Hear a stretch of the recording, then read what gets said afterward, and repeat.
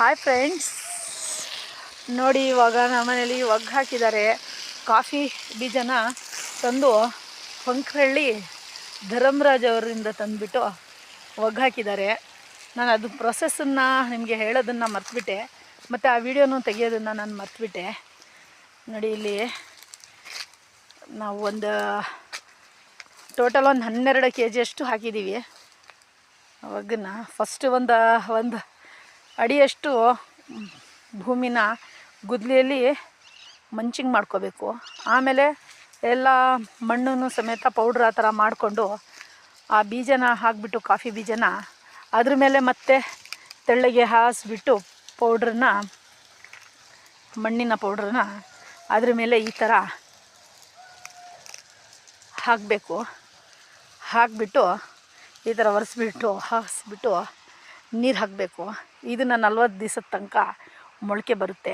ಮೊಳಕೆ ಬಂದ ನಂತರ ಇದನ್ನು ಬುಟ್ಟಿಯಲ್ಲಿ ಹಾಕಬೇಕು. ಮತ್ತು ಸಣ್ಣ ಸಣ್ಣ ಮೊಳಕೆ ಬರ್ತಾ ಇದ್ದಂಗೆ ಒಂದು ಚಿಕ್ಕದಾಗಿ ಒಂದು ಚಪ್ರಾನ ರೆಡಿ ಮಾಡಬೇಕು.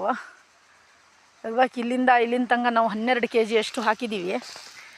ಚಿಕ್ಕದಾಗಿ 1 ಅಡಿಯಷ್ಟು ಹೈಟಲ್ಲಿ ಒಂದು ಚಪ್ರ ಹಾಕಬೇಕು.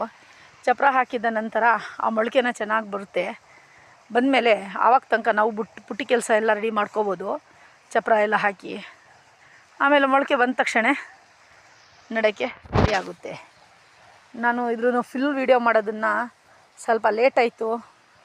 ನೋಡಿ, 1 ಅಡಿ ಮಂಚಿಂಗ್ ಮಾಡ್ಕೊಳ್ಳಿ. ಆಮೇಲೆ ಏನಪ್ಪ ಮಾಡಿ ಅಂದರೆ ಫುಲ್ ಎಲ್ಲ ಬೀಜನ, ಕಾಫಿ ಬೀಜನ ಫುಲ್ ತೆಳ್ಳಗೆ ಹಾಸಿಬಿಟ್ಬಿಟ್ಟು ಅದ್ರ ಮೇಲೆ ಮಣ್ಣಿನ ಪೌಡ್ರ್ ತೆಳ್ಳಗೆ ಹಾಕಿಬಿಡಿ. ಬೀಜ ಮುಚ್ಕೋಬೇಕು, ಸ್ವಲ್ಪ ಅಷ್ಟೇ ಸಾಕು. ಆಮೇಲೆ ಈ ಥರ ಎಲ್ಲ ಗರಿ ಹಾರಿಸ್ಬಿಟ್ಟು, ಗರಿ ಸಿಕ್ಕಿದ್ರೂ ಹಾಕಿ, ಇಲ್ಲಾಂದರೆ ಹುಲ್ಲಾದ್ರೂ ಹಾಕ್ಬೋದು. ಹಾಕಿಬಿಟ್ಟು ನೀರು ಹಾಕ್ತಾಯಿರಿ. ನೀರು ಹಾಕಿ ಒಂದು 25 ದಿವಸದಲ್ಲಿ ಸ್ವಲ್ಪ ಬರುತ್ತೆ ಮೊಳಕೆ. ಆವಾಗ ತೆಗೆದುಬಿಟ್ಟು 1 ಅಡಿ ಚಪ್ರ ಹಾಕಿ. ಆ ಚಪ್ರ ಹಾಕಬೇಕಾದ್ರೆ ನಾನು ನಿಮಗೆ ವಿಡಿಯೋ ಮಾಡಿ ತೋರಿಸ್ತೀನಿ.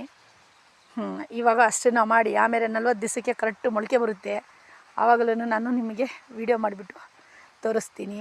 ನನ್ನ ಚಾನಲ್ಗೆ ಸಬ್ಸ್ಕ್ರೈಬ್ ಮಾಡಿ, ಲೈಕ್ ಮಾಡಿ, ಸಪೋರ್ಟ್ ಮಾಡಿ ಫ್ರೆಂಡ್ಸ್.